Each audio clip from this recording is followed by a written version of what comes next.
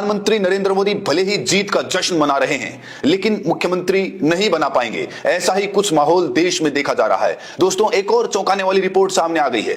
अभी मैं आप सभी लोगों को सुप्रीम कोर्ट के वकीलों की हुंकार दिखाने जा रहा हूं, जहां पर सुप्रीम कोर्ट के वकीलों ने हुंकार भरी है कि बिहार विधानसभा चुनाव रद्द होगा, फिर से चुनाव की तारीखें होंगी और फिर से चुनाव होगा।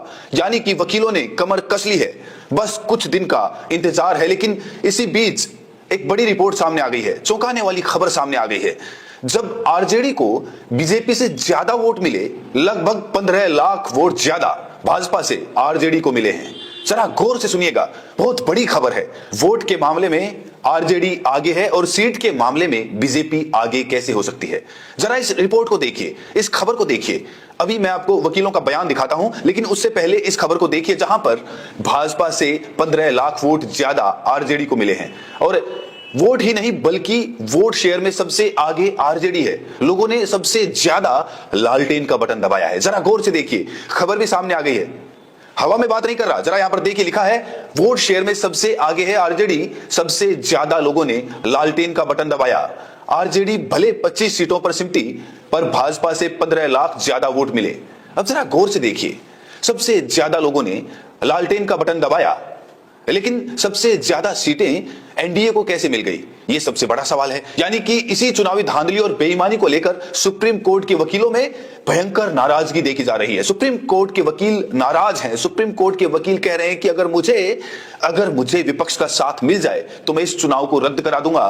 और कोई छोटे मोटे वकील नहीं है, ये वकील हैं महमूद पराचर साहब, जिन्होंने ईवीएम के खिलाफ दिल्ली में बहुत बड़ा आंदोलन किया था, जिन्होंने सीना ठोक कर कहा कि लाइए 40, 50, 100, 200 ईवीएम मशीनें हमको दे दीजिए, हम भरी अदालत में चुनाव आयोग के दफ्तर में चौक चौराहे पर उन ईवीएम मशीनों को हैक कर देंगे। लेकिन चुनाव आयोग की हिम्मत नहीं पड़ी कि चुनाव आयोग महमूद पराचर साहब को यह मशीन दे दे।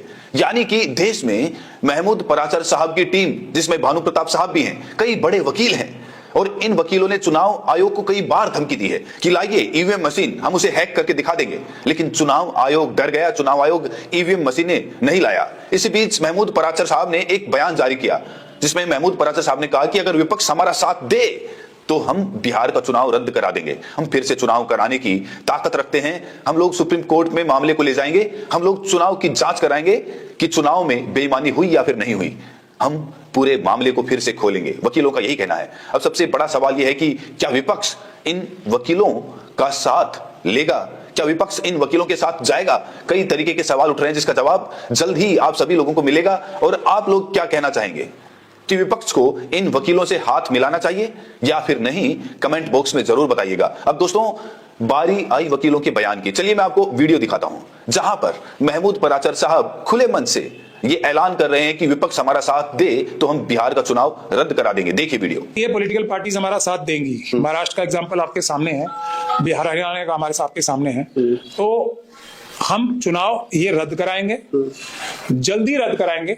बिहार चुनाव रद्द होगा, बिहार चुनाव रद्द होगा, 100% रद्द होगा। तो आप लोगों ने वीडियो देखा, जहां पर महमूद पराचर साहब ये ऐलान कर रहे हैं कि हम बिहार का चुनाव रद्द करा देंगे अगर विपक्ष का साथ हमको मिल जाता है तो। लेकिन इस बीच हिंदुस्तान अखबार में छपी इस खबर ने सभी को हिला कर रख दिया कि क्या इतने बड़े पैमाने पर बेईमानी और धांधली की गई है?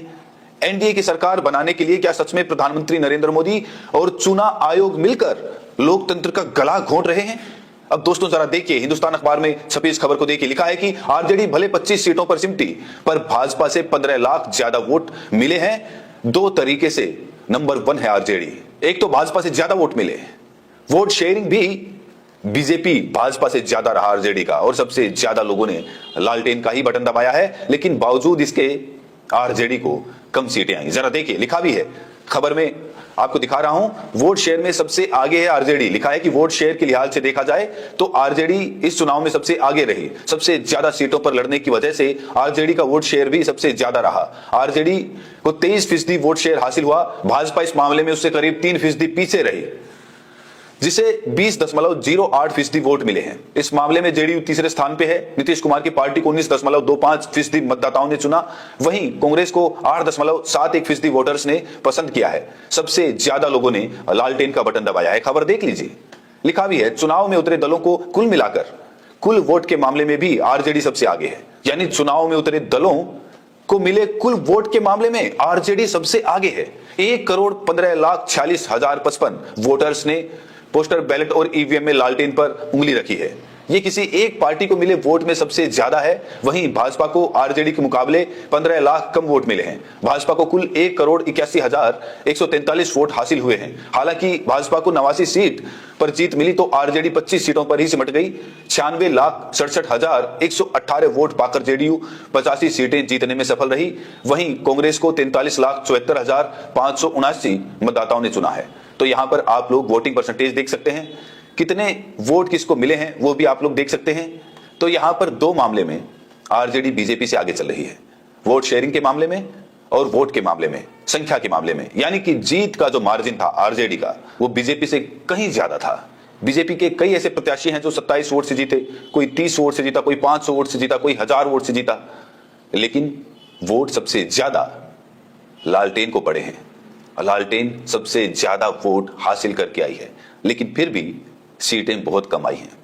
इसका कारण क्या हो सकता है शायद मुझे बताने की जरूरत नहीं है, आप लोगों को समझाने की जरूरत नहीं है। आप सभी लोग अच्छी तरीके से जानते हैं कि ये कांड कैसे हुआ, ये खेल कैसे खेला गया। तो इस पूरे मामले पर आप लोगों की जो भी राय है कमेंट बॉक्स में जरूर बताइएगा। और आप लोग क्या सोचते हैं कि क्या ये पूरा मामला सुप्रीम कोर्ट में पहुंचेगा और सीजीआई गवाही जो 23 नवंबर को रिटायर हो जाएंगे, क्या उनकी बेंच के पास ये मामला जाएगा?